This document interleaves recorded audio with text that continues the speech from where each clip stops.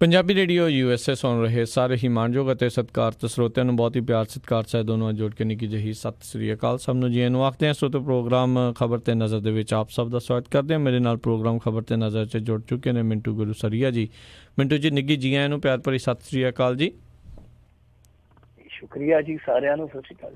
ਸਾਡੇ ਅੱਜ ਦੇ ਪ੍ਰੋਗਰਾਮ ਖਬਰ ਤੇ ਨਜ਼ਰ ਉਸ ਨੂੰ ਸਪਾਂਸਰ ਕਰਦੇ ਨੇ ਖਾਲਸਾ ਇੰਸ਼ੋਰੈਂਸ ਏਜੰਸੀ ਵਾਲੇ, ਜਿਨ੍ਹਾਂ ਦੇ ਕੋਲੋਂ ਤੁਸੀਂ ਹਰ ਇੱਕ ਤਰੀਕੇ ਦੀ ਇੰਸ਼ੋਰੈਂਸ ਕਰਵਾ ਸਕਦੇ ਹੋ। ਇੰਸ਼ੋਰੈਂਸ ਬਾਰੇ ਪਤਾ ਕਰਨ ਲਈ ਕਾਲ ਕਰੋ ਨੰਬਰ 408-272-2500 ਦੇ ਉੱਤੇ। ਇਸ ਦੇ ਨਾਲ ਕ੍ਰਿਸ਼ਨ ਧਨੋਤਾ ਯੂਬਾ ਸਿਟੀ ਤੋਂ, ਜਸਪਾਲ ਸਿੰਘ ਸੈਕਰਾਮੈਂਟੋ, ਜੱਸੀ ਗਿੱਲ ਪਲੰਬਿੰਗ ਵਾਲੇ Bakersfield, Gurmukh Singh Johal Bakersfield, Jagtar Singh Anandpuri Union City, GN tyre and lube ਵਾਲੇ, ਜਿਨ੍ਹਾਂ ਦੇ ਕੋਲੋਂ ਤੁਸੀਂ truck wash, oil change, air ਬ੍ਰੇਕਾਂ ਦਾ ਕੰਮ ਕਰਵਾ ਸਕਦੇ ਹੋ। ਨਵੇਂ ਪੁਰਾਣੇ ਟਾਇਰ ਵਾਜਿਬ ਕੀਮਤਾਂ 'ਤੇ ਖਰੀਦ ਸਕਦੇ ਹੋ।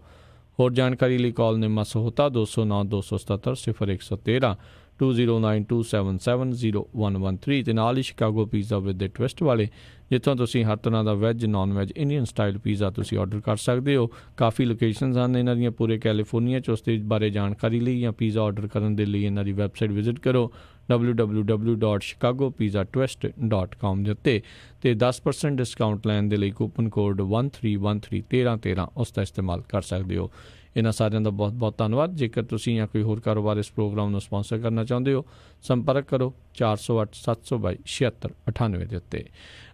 ਅਗਲੇ ਆਪਾਂ ਜਿਹੜੀ ਹੁਣ ਗੱਲਬਾਤ ਦਾ ਸਿਲਸਿਲਾ ਸ਼ੁਰੂ ਕਰਦੇ ਹਾਂ। ਮਿੰਟੂ ਜੀ, ਹਾਕੀ ਕਹਿੰਦੇ ਨਹੀਂ ਆ ਰਾਸ਼ਟਰੀ ਖੇਡ, ਹੁਣ ਹੋਇਆ ਜਾ ਕੇ ਖੁਲਾਸਾ। ਕਮਾਲ ਦੀ ਗੱਲ ਆ ਕਿ ਇੱਥੇ ਜਿੰਨੇ ਵੀ ਸਮਾਗਮ ਹੁੰਦੇ ਉਹਨਾਂ ਦੇ ਵਿੱਚ ਵੀ ਸਾਡੇ ਨੇਤਾ ਜਿਹੜੇ ਭਾਸ਼ਣ ਪੜ੍ਹ ਜਾਂਦੇ ਦੀ ਜਿਹੜੀ ਰਾਸ਼ਟਰੀ ਖੇਡ ਆ ਉਹ ਹਾਕੀ ਆ। ਅਸੀਂ ਵੀ ਛੋਟੇ ਹੁੰਦੇ ਇਹੋ ਹੀ ਪੜ੍ਹਦੇ ਆਏ ਆ ਤੇ ਇਹੋ ਹੀ ਬੋਲਦੇ ਆਏ ਆ ਕਿ ਸਾਡੀ ਨੈਸ਼ਨਲ ਗੇਮ ਜਿਹੜੀ ਹਾਕੀ ਆ, ਤੇ ਅੱਜ ਪਤਾ ਲੱਗਿਆ ਕਿ ਹਾਕੀ ਵਿਚਾਰੀ ਆ ਜਿਹੜੀ ਉਹ ਸਾਡੀ ਨੈਸ਼ਨਲ ਗੇਮ ਕੋਲ ਨਹੀਂ ਹੈਗੀ। ਅਸਲ ਦੇ ਵਿੱਚ ਸ਼ਾਇਦ ਨਾ ਪਤਾ ਲੱਗਦਾ ਜੇ ਇੱਥੇ ਭਾਰਤ ਨੂੰ ਹਾਕੀ ਦੇ ਸੰਸਾਰ ਕੱਪ ਦੀ ਮੇਜ਼ਬਾਨੀ ਨਾ ਮਿਲਦੀ, ਕਿਉਂਕਿ ਐਤਕੀ ਜਿਹੜਾ ਵਿਸ਼ਵ ਕੱਪ ਹੋਣਾ, ਸੰਸਾਰ ਕੱਪ ਹੋਣਾ, ਉਹ ਇੱਥੇ 28 ਨਵੰਬਰ ਤੋਂ 16 ਦਸੰਬਰ ਤੱਕ ਉੜੀਸਾ 'ਚ ਖੇਡਿਆ ਜਾਣਾ, ਜਿਹਨੂੰ ਓਡੀਸ਼ਾ ਕਹਿ ਦਿੰਦੇ ਆ। ਤਾਂ ਉੱਥੋਂ ਦਾ ਜਿਹੜਾ ਪ੍ਰਸ਼ਾਸਨ ਸੀਗਾ, ਜਦੋਂ ਉਹਨੇ ਪੱਤਰੇ ਫੋਲੇ, ਕਿਉਂਕਿ ਤੁਹਾਨੂੰ ਪਤਾ ਅਧਿਕਾਰਤ ਤੌਰ ਤੇ ਬਹੁਤ ਸਾਰਾ ਕੰਮਕਾਰ ਕਰਨਾ ਹੁੰਦਾ ਕਿਸੇ ਵੀ ਮੇਜ਼ਬਾਨ ਨੇ ਜਦੋਂ ਇਸ ਤਰ੍ਹਾਂ ਦੀ ਮੇਜ਼ਬਾਨੀ ਆਯੋਜਿਤ ਕਰਨੀ ਹੋਵੇ, ਤੇ ਉਹਨਾਂ ਨੇ ਜਦੋਂ ਪੱਤਰੇ ਫੋਲੇ, ਜਿਵੇਂ ਪੰਡਤ ਪੱਤਰੀ ਫੋਲਦੇ ਆ, ਤਾਂ ਉਹਨਾਂ ਨੇ ਵੇਖਿਆ ਔਰ ਵੇਖ ਕੇ ਬਹੁਤ ਹੈਰਾਨੀ ਜਤਾਈ ਕਿ ਉਹਦੇ ਵਿੱਚ ਕਿਤੇ ਵੀ ਅਧਿਕਾਰਤ ਤੌਰ ਤੇ ਭਾਰਤ ਦੇ ਅੰਦਰ ਹਾਕੀ ਨੂੰ ਨੈਸ਼ਨਲ ਗੇਮ ਨਹੀਂ ਲਿਖਿਆ ਗਿਆ। ਔਰ ਇਹਦੀ ਪੁਸ਼ਟੀ ਇਸ ਗੱਲ ਤੋਂ ਹੋਈ ਆ ਕਿਉਂਕਿ ਉੜੀਸਾ ਦੇ ਮੁੱਖ ਮੰਤਰੀ ਨੇ ਨਰਿੰਦਰ ਮੋਦੀ ਨੂੰ ਲੈਟਰ ਲਿਖ ਦਿੱਤਾ। ਨਵੀਨ ਪਟਨਾਇਕ ਨੇ ਲੈਟਰ ਲਿਖ ਕੇ ਉਹਨੇ ਕਿਹਾ ਕਿ ਆਹ ਕੀ ਤਮਾਸ਼ਾ ਹੋ ਰਿਹਾ ਜੀ, ਅੱਜ ਤੱਕ ਅਸੀਂ ਇਹਨੂੰ ਨੈਸ਼ਨਲ ਗੇਮ ਮੰਨਦੇ ਰਹੇ ਹਾਂ, ਤੇ ਅਸੀਂ ਜਦੋਂ ਹੁਣ ਸਾਰੇ ਰਿਕਾਰਡ ਖੋਲੇ ਆ ਉੱਥੇ ਤੇ ਇਹ ਕਿਤੇ ਲੱਭਦੀ ਨਹੀਂ ਨੈਸ਼ਨਲ ਗੇਮ ਦੇ ਤੌਰ ਤੇ। ਸੋ ਉਹ ਲੈਟਰ ਹੈ ਜਿਹੜਾ ਉਹ ਮੀਡੀਆ ਦੇ ਵਿੱਚ ਆ ਗਿਆ। ਸੋ ਹੁਣ ਇਹਨਾਂ ਨੇ ਅਪੀਲ ਕੀਤੀ ਆ ਉੜੀਸਾ ਦੇ ਮੁੱਖ ਮੰਤਰੀ ਨੇ ਕਿ ਭਾਈ ਇਸ ਗੇਮ ਨੂੰ, ਔਰ ਜਿਹੜੀ ਕਿ ਸਾਡੀ ਰਵਾਇਤੀ ਗੇਮ ਆ, ਜਿਹੜੀ ਕਿ ਸਾਡੇ ਇੱਥੋਂ ਦੇ ਭਾਰਤ ਦੇ, ਮੈਂ ਕਹੂੰਗਾ ਕਿ ਜਨ ਜਨ ਚ ਰਚੀ ਹੋਈ, ਜਨ ਜਨ ਚ ਰਮੀ ਹੋਈ ਗੇਮ ਆ, ਤਾਂ ਇਸ ਗੇਮ ਨੂੰ ਤੁਸੀਂ ਕਿਰਪਾ ਕਰਕੇ ਨੈਸ਼ਨਲ ਗੇਮ ਐਲਾਨ ਦਿਓ। ਹੁਣ ਦੇਖਦੇ ਆ, ਵੈਸੇ ਤੇ ਅੱਗੇ ਸ਼ਹੀਦਾਂ ਬਾਰੇ ਖੁਲਾਸਾ ਹੋਇਆ ਸੀਗਾ ਕਿ ਭਗਤ ਸਿੰਘ ਹੋਰਾਂ ਨੂੰ, ਕਰਤਾਰ ਸਿੰਘ ਸਰਾਭਾ ਹੋਰਾਂ ਨੂੰ ਸ਼ਹੀਦ ਨਹੀਂ ਮੰਨਿਆ ਜਾਂਦਾ, ਤੇ ਜੇ ਉਹਨਾਂ ਨੂੰ ਸ਼ਹੀਦ ਹੀ ਨਹੀਂ ਮੰਨਿਆ, ਹਾਲੇ ਤੱਕ ਭਾਰਤ ਦੀ ਇਸ ਖੇਡ ਨੂੰ ਕਿਵੇਂ ਨੈਸ਼ਨਲ ਗੇਮ ਐਡੀ ਛੇਤੀ ਮੰਨ ਲੈਣਗੇ? ਤੇ ਸਾਨੂੰ ਮੰਨਣ ਚ ਨਹੀਂ ਆਉਂਦਾ, ਜੇ ਮੰਨ ਲੈਣ ਤੇ ਬਹੁਤ ਚੰਗੀ ਗੱਲ ਆ। ਵੈਸੇ ਕਮਾਲ ਦੀ ਗੱਲ ਆ ਕਿ ਹਾਕੀ ਦੇ ਨਾਲ ਇਹ ਹੋਈ ਆ, ਹਾਕੀ ਨਾਲ ਜੱਗੋਂ ਤੇਰਵੀਂ ਹੋਈ ਆ। ਵੈਸੇ ਹਾਕੀ ਕਹਿੰਦੀ ਹੋਣੀ ਆ ਕਿ ਮੈਂ ਐਵੇਂ ਆਪਣੇ ਆਪ ਨੂੰ ਸਰਪੰਚਨੀ ਅਖਵਾਉਂਦੀ ਸੀ, ਸੱਚ ਤੇ ਇਹ ਆ ਕਿ ਮੇਰੀ ਤੇ ਪਿੰਡ ਦੇ ਵਿੱਚ ਵੋਟ ਵੀ ਨਹੀਂ ਨਿਕਲੀ। ਜੀ ਉਹੀ ਗੱਲ ਹੋਈ ਨਾ ਜੀ। ਅਗਲੀ ਜਿਹੜੀ ਆਪਾਂ ਮਿੰਟੂ ਜੀ ਗੱਲ ਕਰਦੇ ਹਾਂ, ਕਹਿੰਦੇ ਦੇਸ਼ ਵਿਰੋਧੀ ਗੀਤ ਤੇ ਨੱਚਣ ਵਾਲਿਆਂ ਖਿਲਾਫ ਦੇਸ਼ ਧਰੋਹ ਦਾ ਕੇਸ। ਕਮਾਲ ਆ। ਸ਼ੁਕਰ ਕਰੋ ਕਿ ਇਹਨਾਂ ਨੇ ਗਾਣੇ ਤੇ ਇਸ ਤਰ੍ਹਾਂ ਦਾ ਚਾਰਜ ਲਾਇਆ ਤੇ ਇਹ ਨਹੀਂ ਕਹਿ ਦਿੱਤਾ ਕਿ ਜਿਨ੍ਹਾਂ ਤੋਂ ਇਹਨਾਂ ਨੇ ਉਹ ਦੇਸ਼ ਭਾਰਤ ਵਿਰੋਧੀ ਅਤੇ ਇਹ ਭਾਰਤ ਵਿਰੋਧੀ ਦੇਸ਼ ਨੂੰ ਵਿਕਰੀ ਕਰਾਉਂਦੇ ਉਸ ਕੰਪਨੀ ਵਾਲੇ ਦੇ, ਇਹ ਇਹਨੇ ਦਿਆ ਲਿਆ। ਇਹਨਾਂ ਨੂੰ ਹੋ ਸਕਦਾ ਕਿ ਦੇਸ਼ ਧਰੋਹ ਦੇ ਅੰਦਰ ਕੈਦ ਕਰ ਦਿੱਤੀ ਜਾਵੇ ਉਮਰ ਭਰ ਲਈ। ਭਾਰਤ ਦੇ ਵਿੱਚ ਇਸ ਤਰ੍ਹਾਂ ਦੀਆਂ ਚੀਜ਼ਾਂ ਵਾਪਰਦੀਆਂ, ਔਰ ਪਾਕਿਸਤਾਨ ਨੇ ਉੱਥੇ ਵੀ ਇਸ ਤਰ੍ਹਾਂ ਦੀਆਂ ਚੀਜ਼ਾਂ ਕਈ ਵਾਰ ਵਾਪਰਦੀਆਂ ਦੇਖੀਆਂ। ਇੱਕ ਵਾਰੀ ਵਿਰਾਟ ਕੋਹਲੀ ਦਾ ਫੈਨ ਜਿਹੜਾ, ਉਹਨੂੰ ਉਹਨਾਂ ਨੇ ਫੈਨ ਬਣਾ ਕੇ ਲਮਕਾ ਦਿੱਤਾ ਸੀਗਾ। ਉਹ ਕਾਫੀ ਵਿਚਾਰਾ ਕਸੂਤਾ ਫਸ ਗਿਆ ਸੀਗਾ, ਪਤਾ ਨਹੀਂ ਵੀ ਛੱਡਿਆ ਜਾਂ ਨਹੀਂ, ਹਾਲੇ ਵੀ ਪਿੰਜਰੇ ਪਾਈ ਬੈਠੇ ਆ। ਇੱਥੇ ਵੀ ਏਦਾਂ ਦੀ ਮਾਹੌਲ ਚੱਲਦਾ।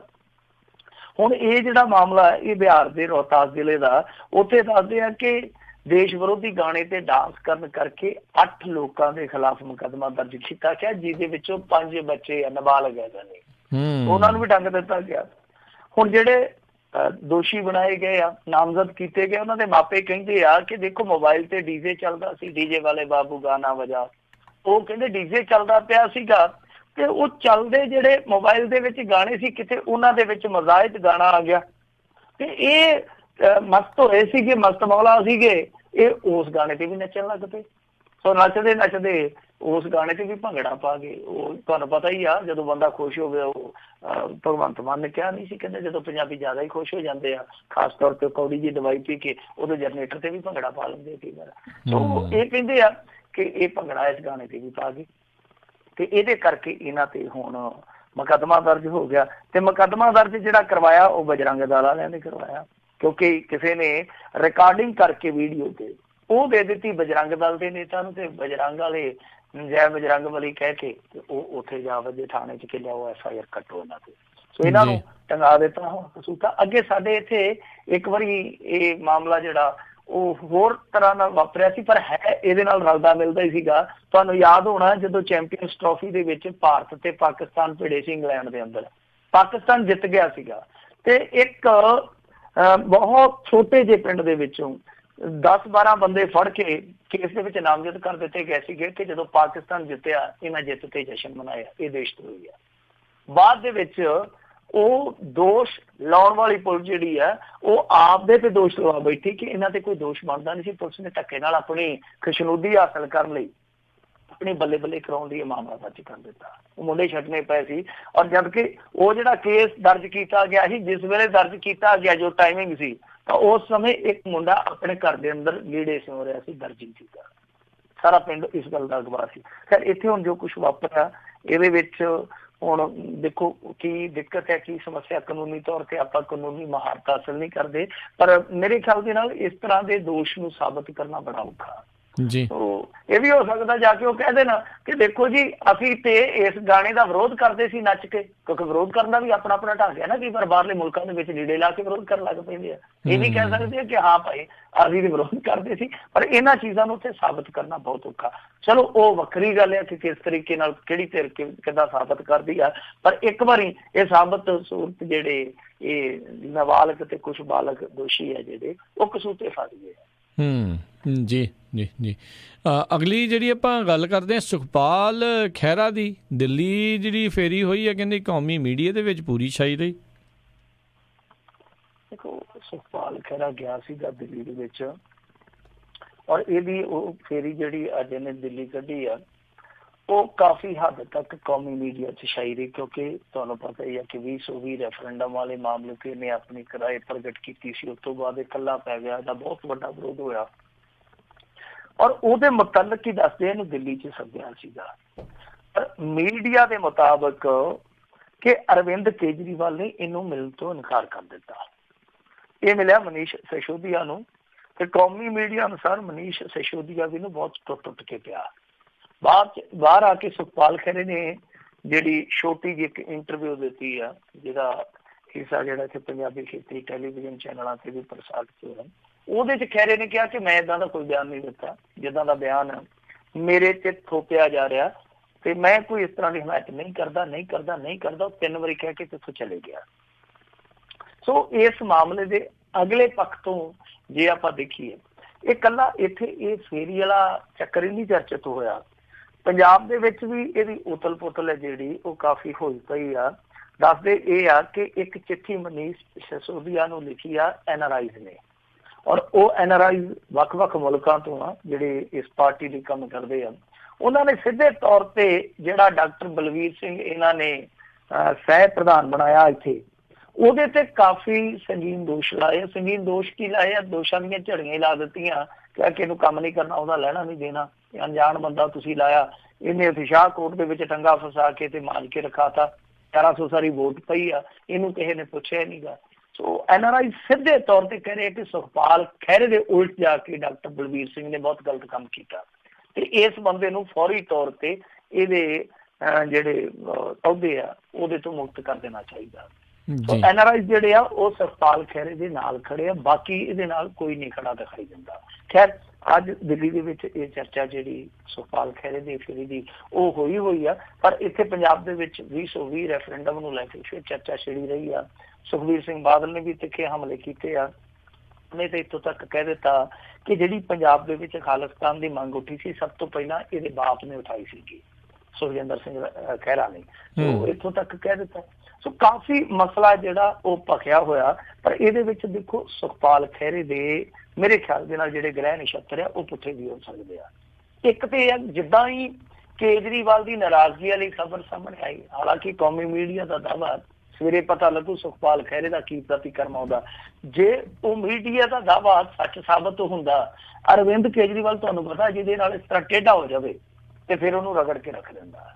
ਇਹ ਅਰਵਿੰਦ ਕੇਜਰੀਵਾਲ ਦਾ ਆਪਣਾ ਇਤਿਹਾਸ ਹੈ। ਦੂਜੀ ਚੀਜ਼ ਇਹ ਆ ਕਿ ਖਹਿਰੇ ਦੇ ਖਿਲਾਫ ਥੋੜੇ ਦਿਨ ਪਹਿਲਾਂ ਇੱਕ ਆਡੀਓ ਵੀ ਵਾਇਰਲ ਹੋਈ ਸੀਗੀ, ਉਹ ਵੀ ਸਾਰਿਆਂ ਨੇ ਸੁਣੀ ਆ। ਉਹਦੇ ਵਿੱਚ ਸਭ ਕੁਝ ਇਹੋ ਹੀ ਗੋਂਦ ਦੇ ਰੂਪ ਦੇ ਵਿੱਚ ਗੁੰਦਿਆ ਜਾ ਰਿਹਾ ਕਿ ਖਹਿਰੇ ਦਾ ਕੱਦ ਜਿਹੜਾ ਹੁਣ ਕਾਫੀ ਉੱਚਾ ਹੋ ਗਿਆ, ਇਸ ਕੱਦ ਨੂੰ ਥੋੜਾ ਜਿਹਾ ਛਾਂਗਾ ਲਾਉਣਾ ਪਊਗਾ। ਤੇ ਇਹ ਜਿਹੜੀਆਂ ਸਾਰੀਆਂ ਚੀਜ਼ਾਂ ਜਿੱਦਾਂ ਉਹ ਕੇਜਰੀਵਾਲ ਦੇ ਵੀ ਉਲਟ ਹੋਇਆ ਸੀ ਜਦੋਂ ਉਹਨੇ ਮਾਫੀ ਮੰਗੀ ਸੀਗੀ, ਤਾਂ ਇਹ ਲੱਗਦਾ ਹੈ ਕਿ ਜਿਹੜਾ ਸੁਖਪਾਲ ਸਿੰਘ ਖਹਿਰਾ ਹੈ ਉਹ ਸ਼ਾਇਦ ਬਹੁਤ ਵੱਡੇ ਚੱਕਰਵਿਊਹ ਦੇ ਵਿੱਚ ਫਸਦਾ ਜਾ ਰਿਹਾ, ਜਿਹੜੀ ਕਿ ਉਹਦੀ ਪਾਰਟੀ ਦੇ ਵਿੱਚੋਂ ਹੀ ਕੁਝ ਲੋਕ ਬੁਣਦੇ ਪਏ ਆ। ਸੋ ਇਸ ਚੱਕਰਵਿਊਹ ਨੂੰ ਕਿੱਦਾਂ ਇਹ ਬੰਦਾ ਤੋੜਦਾ, ਕਿੱਦਾਂ ਤੋੜ ਕੇ ਨਿਕਲਦਾ, ਫਿਰ ਕਿੱਦਾਂ ਅੱਗੇ ਇਹ ਫਿਰ ਇਸੇ ਢੰਗ ਨਾਲ, ਜਿਹਨੂੰ ਆਪਾਂ ਪ੍ਰੋਗਰੈਸਿਵ ਢੰਗ ਕਹਿੰਦੇ ਆ, ਫਿਰ ਇਸੇ ਢੰਗ ਨਾਲ ਕੰਮ ਕਰਦਾ। ਇਹ ਸਾਰੀਆਂ ਚੀਜ਼ਾਂ ਹਾਲੇ ਕਿਆਸ ਰਾਈਆਂ ਨੇ।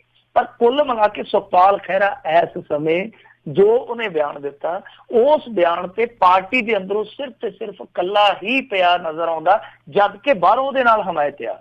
ਜਿਹੜਾ ਸਿਮਰਨਜੀਤ ਬੈਂਸ ਆ ਉਹ ਉਹਦੇ ਨਾਲ ਖੜਾ ਨਜ਼ਰ ਆਉਂਦਾ। ਹਾਂ, ਕੁਛ ਹੱਦ ਤੱਕ ਖਾਮੋਸ਼ ਲੋਕ ਜਿਹੜੇ ਇਹਦੇ ਮਿੱਤਰ ਆ ਦੂਸਰੀਆਂ ਪਾਰਟੀਆਂ 'ਚ, ਉਹ ਵੀ ਇਹਦੇ ਨਾਲ ਖੜੇ ਨਜ਼ਰ ਆਉਂਦੇ ਆ।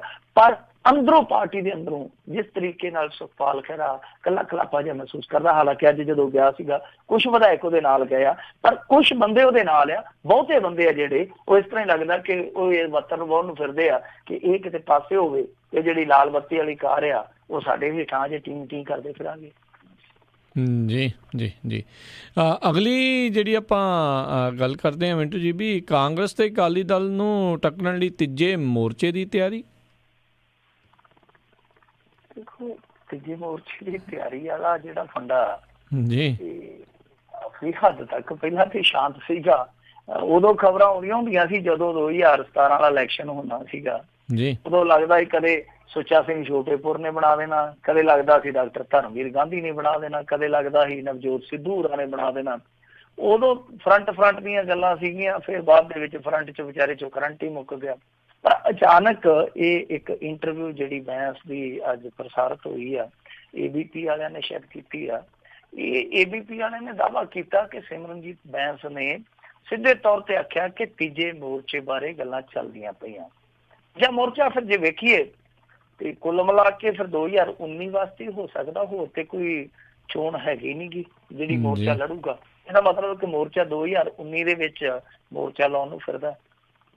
ਹੁਣ ਇਹਦੇ ਵਿੱਚ ਸਿਮਰਨਜੀਤ ਬੈਂਸ ਨੇ ਜਿਹੜੀ ਗੱਲ ਕਹੀ ਆ ABP ਦੇ ਮੁਤਾਬਕ, ਉਹ ਇਹੋ ਹੀ ਕਹੀ ਆ ਕਿ ਸਾਡੀ ਕਈ ਪਾਰਟੀਆਂ ਦੇ ਨਾਲ ਗੱਲ ਚੱਲਦੀ ਪਈ ਆ, ਜਿੱਦਾਂ ਨਾਂ ਵੀ ਉਹਨਾਂ ਨੇ ਲਿਆ CPI ਆ ਜਾਂ ਬਹੁਜਨ ਸਮਾਜ ਪਾਰਟੀ ਆ, ਫਿਰ CPIM ਆ, ਇਹਨਾਂ ਦੇ ਨਾਲ ਗੱਲਬਾਤ ਚੱਲਦੀ ਪਈ ਹੈ। ਅਸੀਂ ਸੰਪਰਕ ਦੇ ਵਿੱਚ ਆ ਤੇ ਆਉਣ ਵਾਲੇ ਸਮੇਂ ਦੇ ਵਿੱਚ ਜਿਹੜੇ ਲੋਕ ਅਕਾਲੀ ਦਲ ਤੇ ਕਾਂਗਰਸ ਤੋਂ ਨਾਰਾਜ਼ ਆ ਉਹਨਾਂ ਲਈ ਇਹ ਜਿਹੜਾ ਇੱਕ ਬਦਲ ਲਿਆਉਣਾ ਲਾਜ਼ਮੀ ਆ, ਉਹਨਾਂ ਦੀ ਇਹ ਮੰਗ ਜਿਹੜੀ ਹੈ ਉਹ ਵੀ ਪੂਰੀ ਕਰਦੇ ਆ। ਨਾਲ ਹੀ ਬੈਂਸ ਨੇ ਕਿਹਾ ਕਿ 2020 ਵਾਲੇ ਰੈਫਰੈਂਡਮ 'ਚ ਮੈਂ ਵੋਟ ਨਹੀਂ ਪਾਊਂਗਾ, ਮੈਂ ਇਹਦੇ ਪੱਖ 'ਚ ਹਾਂ ਤੇ ਨਾ ਹੀ ਮੈਂ ਇਹਦੇ ਪੱਖ 'ਚ, ਮਤਲਬ ਕਹਿਣ ਦਾ ਇਹੋ ਕਿ ਨਾ ਮੈਂ ਵੋਟ ਪਾਊਂਗਾ ਤੇ ਨਾ ਹੀ ਮੈਂ ਇਹਦੇ ਪੱਖ 'ਚ ਹਾਂ। ਉਹ ਕਹਿੰਦੇ ਕਿ ਭਾਰਤ ਦੀ ਏਕਤਾ ਤੇ ਅਖੰਡਤਾ ਲਈ ਮੈਂ ਕਰਦੇ ਹਾਂ, ਪਰ ਲੋਕਾਂ ਦੀਆਂ ਭਾਵਨਾਵਾਂ ਨੂੰ ਸਮਝਣਾ ਬਹੁਤ ਜ਼ਰੂਰੀ ਹੈ। ਨਾਲ ਇਹ ਗੱਲ ਕੀਤੀ ਹੈ, ਨਾਲ ਉਸ ਸਵਾਲ ਖਹਿਰਾ ਨੂੰ ਸਪੋਰਟ ਵੀ ਕਰਦੇ ਆ। ਸੋ ਹੁਣ ਜੇ ਗੱਲ ਤੀਜੇ ਮੋਰਚੇ ਦੀ ਕਰੀਏ, ਦੇਖੋ ਜਿਸ ਤਰ੍ਹਾਂ ਦਾ ਇਹਨਾਂ ਨੇ ਨੁਕਤਾ ਫੜਿਆ ਕਿ ਕਾਂਗਰਸ ਤੇ ਅਕਾਲੀਆਂ ਤੋਂ ਨਾਰਾਜ਼ ਲੋਕ ਪਹਿਲਾਂ ਤਾਂ ਜਾਨੀ ਫਰੰਟ ਦੇ ਵਿੱਚ ਜਿਹੜੇ ਮੋਹਰੀ ਆਉਣਗੇ ਉਹ ਇਹਨਾਂ ਦੋਨਾਂ ਪਾਰਟੀਆਂ 'ਚ ਆਉਣਗੇ ਵੀ ਇਸ ਚੀਜ਼ ਨੂੰ ਆਪਾਂ ਆਧਾਰ ਮੰਨ ਕੇ ਚੱਲੀਏ। ਪਰ ਦੂਜੀ ਗੱਲ ਇਹ ਹੈ ਨਾ ਕਿ ਜਿਹੜੇ ਰਵਾਇਤੀ ਵੋਟ ਬੈਂਕ ਜਾਂ ਕਾਂਗਰਸ ਜਿਹੜੀ ਹੈ ਉਹ ਇਸ ਸਮੇਂ ਰਾਜ ਕਰਦੀ ਪਾਰਟੀ ਹੈ, ਜਿਹੜੀ ਰਾਜ ਕਰਦੀ ਪਾਰਟੀ ਆ ਉਹਦੇ ਵੋਟ ਬੈਂਕ ਨੂੰ 2-2.5 ਸਾਲਾਂ 'ਚ ਖੋਰਾ ਲਾਉਣਾ ਬੜਾ ਮੁਸ਼ਕਿਲ ਕੰਮ ਹੈ। ਜੇ ਲੱਗਦਾ ਹੁੰਦਾ ਤੇ ਸ਼ਾਹਕੋਟ 'ਚ ਲੱਗ ਜਾਂਦਾ, ਕਿਉਂਕਿ ਉੱਥੇ ਅਕਾਲੀਆਂ ਨੇ ਆਪਣਾ ਵੋਟ ਬੈਂਕ ਹੈ ਜਿਹੜਾ ਰਿਟੇਨ ਕੀਤਾ। ਇਹ ਵੀ ਵੇਖਣ ਵਾਲੀ ਗੱਲ ਹੈ। ਤਾਂ ਫਿਰ ਇਹਦਾ ਮਤਲਬ ਹੈ ਕਿ ਤੀਜਾ ਮੋਰਚਾ ਜਿਹੜਾ ਉਹ ਆਮ ਆਦਮੀ ਪਾਰਟੀ ਦੀ ਵੋਟ ਕੀਤੀ ਤਾਂ ਫਿਰ ਉਹਦੇ ਤੇ ਅੱਖ ਹੋ ਸਕਦੀ ਹੈ।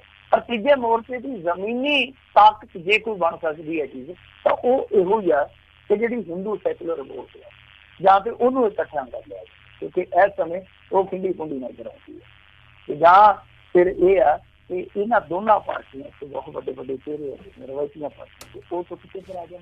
ਨਹੀਂ ਤੇ ਫਿਰ ਤੀਜਾ ਮੋਰਚਾ ਜਾਂ ਜਿਹੜਾ ਉਹ ਉਸੇ ਤਰ੍ਹਾਂ ਦੀਆਂ ਸੰਭਾਵਨਾਵਾਂ ਰੱਖਦਾ ਜਿਹੜੀਆਂ 2017 ਤੋਂ ਪਹਿਲਾਂ ਸੀਗੀਆਂ ਕਿ ਕਦੇ ਇਕੱਠੇ ਹੋ ਗਏ, ਕਦੇ ਫੇਰ ਨਿਕਲ ਗਏ, ਕਦੇ ਇਕੱਠੇ ਹੋ ਗਏ ਫੇਰ ਨਿਕਲ ਗਏ, ਤੇ ਅਖੀਰ ਨੂੰ ਨਿਕਲ ਹੀ ਗਏ, ਵਿਛੜ ਹੀ ਗਏ। ਹੁਣ ਫੇਰ ਸ਼ਾਇਦ ਹੋ ਸਕਦਾ ਕਿ ਇਸ ਤਰ੍ਹਾਂ ਗੱਲਾਂ ਬਾਤਾਂ 'ਚ ਮਿਲ ਕੇ ਦੁਬਾਰਾ ਫੇਰ ਕਾਗਜ਼ਾਂ 'ਚ ਵਿਛੜ ਜਾਣ। ਜੀ ਜੀ ਮਿੰਟੂ ਜੀ, ਲਾਈਨ ਦੇ ਵਿੱਚ ਥੋੜ੍ਹੀ ਪ੍ਰੋਬਲਮ ਆ ਰਹੀ ਆ ਅਤੇ ਸਰੋਤਿਆਂ ਨੂੰ ਬੇਨਤੀ ਕਰਦੇ ਵੀ ਇੱਦਾਂ ਹੀ ਜੁੜੇ ਰਹੋ ਅਤੇ ਤੁਹਾਡੇ ਨਾਲ ਜਿਹੜੀ ਆਪਾਂ ਰਾਬਤਾ ਮੁੜ ਦੁਬਾਰਾ ਕਾਇਮ ਕਰਦੇ ਹਾਂ। ਅਤੇ ਸਰੋਤਿਓ ਇੱਦਾਂ ਹੀ ਜੁੜੇ ਰਹੋ, ਅਗਲੀਆਂ ਖਬਰਾਂ ਜਿਹੜੀਆਂ ਇੱਕ ਆਪਾਂ ਥੋੜ੍ਹੇ ਚਿਰ ਦੇ ਵਿੱਚ ਪੇਸ਼ ਕਰਦੇ ਹਾਂ।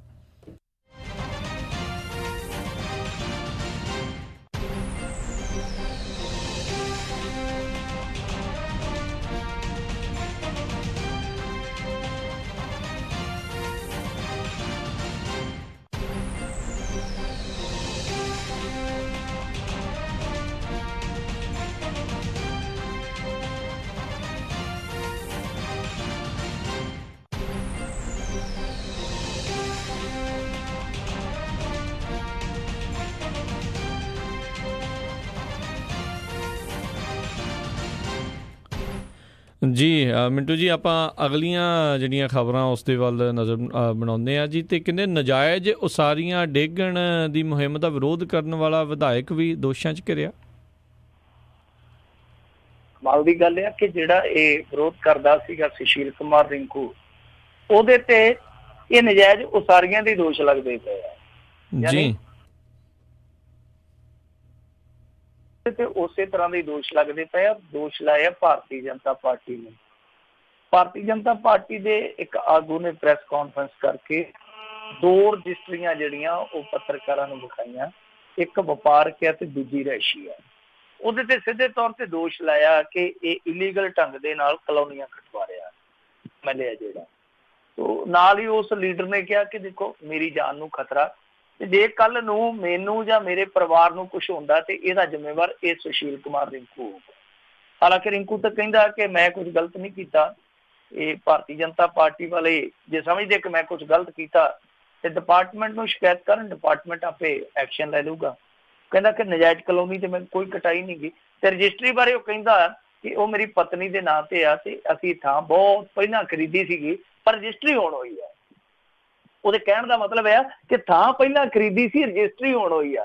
ਇਹ ਵੈਸੇ ਕਮਾਲ ਦੀ ਗੱਲ ਹੈ ਕਿ ਸਾਰਾ ਕੁਛ ਦੇ ਕੇ ਪੈਸਾ ਬਿਆਨਾ ਵਗੈਰਾ, ਰਜਿਸਟਰੀ ਨਹੀਂ ਕਰਾਈ ਵਿਧਾਇਕ ਸਾਹਿਬ ਨੇ। ਇੰਤਜ਼ਾਰ ਕੀਤਾ ਕਿ ਮੇਰੀ ਸਰਕਾਰ ਆ ਲੈਂਦੇ ਫਿਰ ਉਦੋਂ ਕਰਾਵਾਂਗੇ। ਸੋ ਹੁਣ ਇਹਦੇ ਤੇ ਜਿਹੜੇ ਦੋਸ਼ ਆ ਉਹ ਪਤਾ ਨਹੀਂ ਸੱਚੇ ਆ ਜਾਂ ਝੂਠੇ ਆ, ਇਹਦਾ ਰੌਲਾ ਅੱਜ ਬਹੁਤ ਪਿਆ। ਉਸ ਤੱਕ ਕਿਹਾ ਵਾ ਕਿ ਇਹ ਜਿਹੜੀਆਂ ਕਲੋਨੀਆਂ ਇਹ ਬਿਲਕੁਲ ਇਲੀਗਲ ਢੰਗ ਦੇ ਨਾਲ ਕੱਟ ਕੇ ਸੁਸ਼ੀਲ ਕੁਮਾਰ ਰਿੰਕੂ ਹੈ ਜਿਹੜਾ ਉਹ ਲਾਭ ਲੈਣਾ ਚਾਹੁੰਦਾ ਸੀ, ਤਾਂ ਹੀ ਵਿਰੋਧਤਾ ਕੀਤੀ ਜਾ ਰਹੀ ਹੈ। ਖੈਰ ਇੱਧਰ ਦੂਸਰੇ ਪਾਸੇ ਨਵਜੋਤ ਸਿੱਧੂ ਜਿਹੜਾ ਕਹਿੰਦਾ ਕਿ ਨਜਾਇਜ਼ ਉਸਾਰੀਆਂ ਮੈਂ ਛੱਡਣੀਆਂ ਨਹੀਂ, ਉਹਦੇ ਥੋੜੇ ਜਿਹੇ ਸੁਰ ਨਰਮ ਪਏ ਆ। ਸੁਰ ਨਰਮੇ ਇਸ ਕਰਕੇ ਪਏ ਕਿਉਂਕਿ ਸ਼ਿਕਾਇਤਾਂ ਜਿਹੜੀਆਂ ਉਹ ਵੱਡੇ ਪੱਧਰ ਤੇ ਚਲੇ ਗਈਆਂ ਸੀਗੀਆਂ।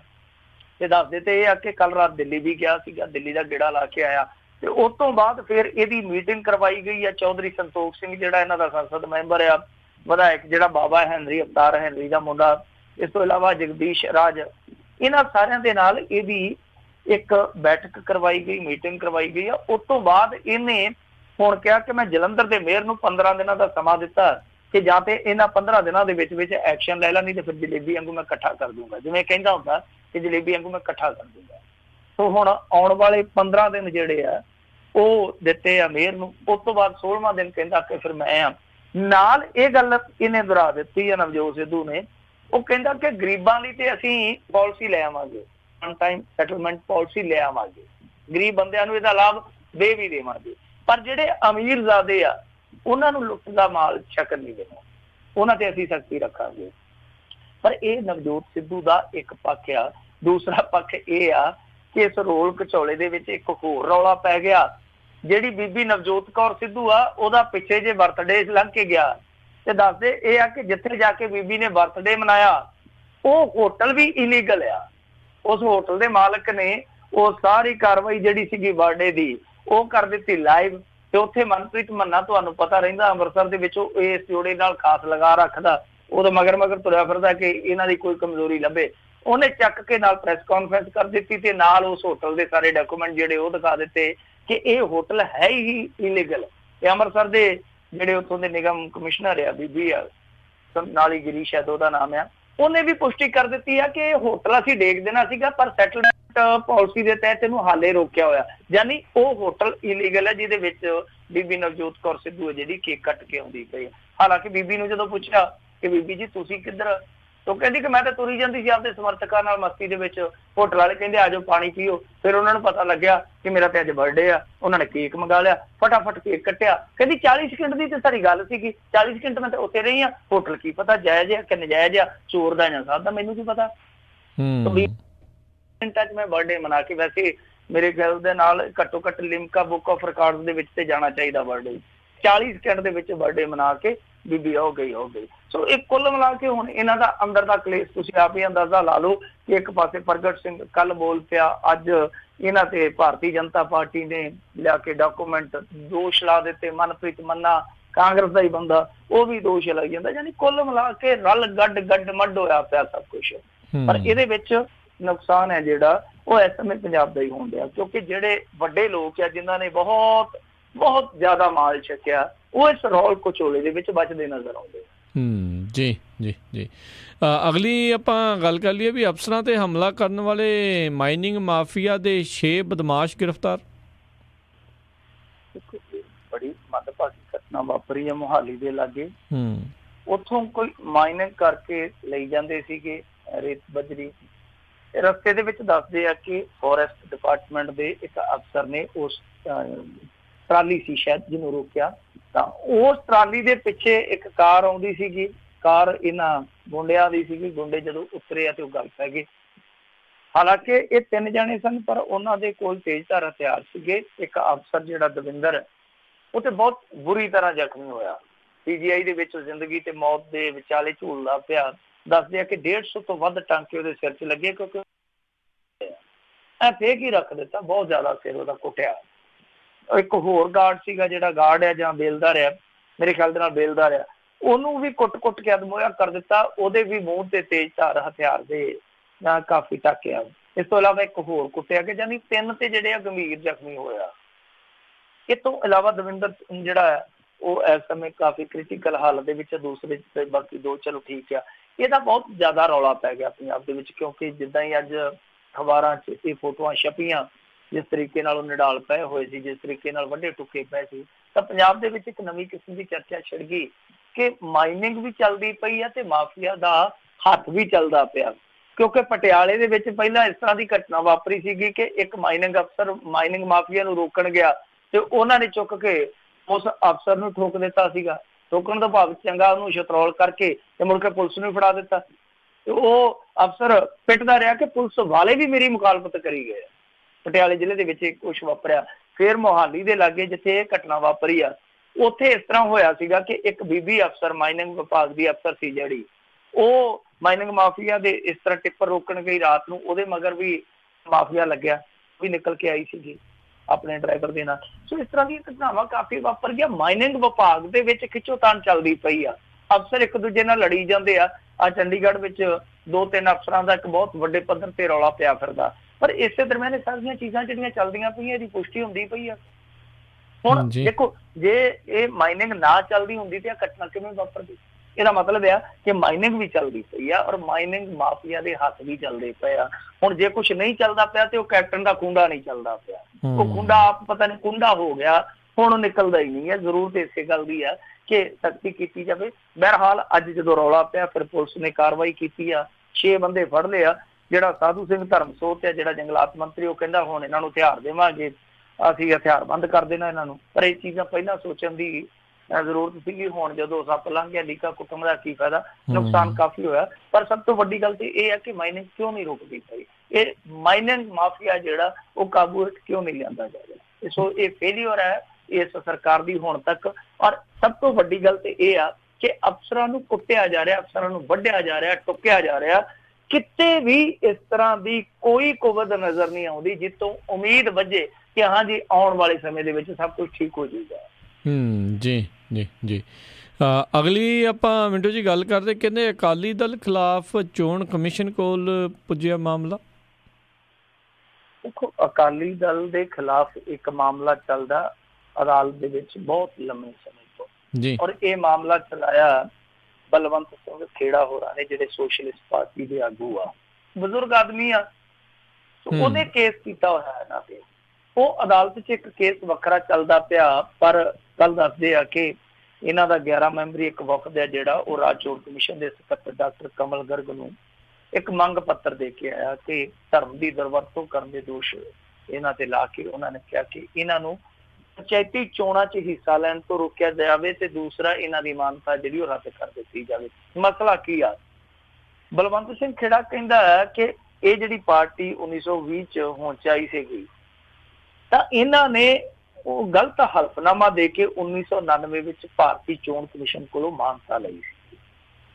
ਇਹਦਾ ਆਧਾਰ ਇਹ ਦੱਸਿਆ ਕਿ ਦੇਖੋ ਇਹਨਾਂ ਨੇ 1974 ਦੇ ਆਪਣੇ ਵਿਧਾਨ 'ਚ ਸੋਧ ਨਹੀਂ ਸੀ ਕੀਤੀ। ਤਾਂ ਹੋਇਆ ਕੀ ਆ ਕਿ ਇਹ ਦੋ ਸੰਵਿਧਾਨ ਲਈ ਫਿਰਦੇ ਆ।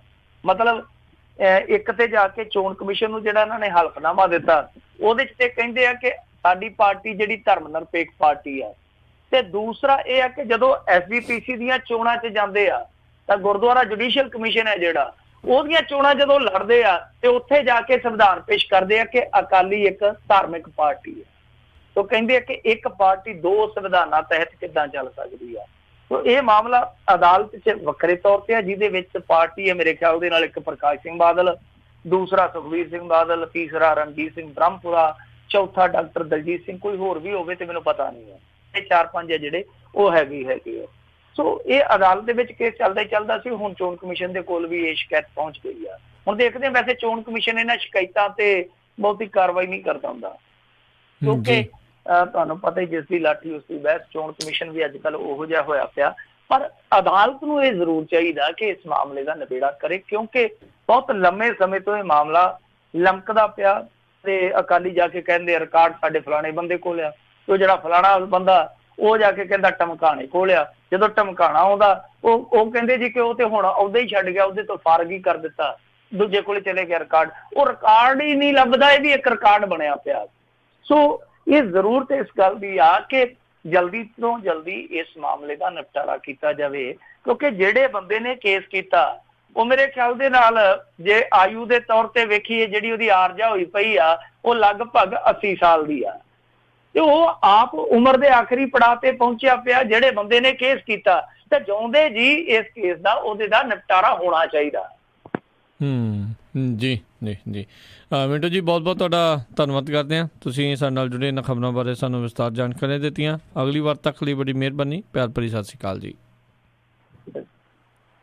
ਇਸ ਉੱਤੇ ਇੱਥੇ ਹੀ ਸਾਡਾ ਅੱਜ ਦਾ ਇਹ ਪ੍ਰੋਗਰਾਮ ਸਮਾਪਤ ਹੈ। ਮਿਲਾਂਗੇ ਤੁਹਾਨੂੰ ਸਾਰਿਆਂ ਨੂੰ ਅਗਲੀ ਵਾਰ। ਉਦੋਂ ਤੱਕ ਲਈ ਮੈਨੂੰ ਰਾਜਕੁਲਬੀਰ ਸਿੰਘ ਨੂੰ ਇਜਾਜ਼ਤ ਦਿਓ। ਮੇਰੇ ਵੱਲੋਂ ਵੀ ਤੁਹਾਨੂੰ ਸਾਰਿਆਂ ਨੂੰ ਪਿਆਰ ਸਤਿਕਾਰ ਸਨੇਗੀ ਜੀ। ਸਤਿ ਸ਼੍ਰੀ ਅਕਾਲ ਜੀ। ਉਹਦੇ ਵਾਸਤੇ ਰਹੋ, ਹੱਸਦੇ ਖੇਲਦੇ ਰਹੋ, ਸੁਣਦੇ ਰਹੋ ਪੰਜਾਬੀ ਰੇਡੀਓ USA।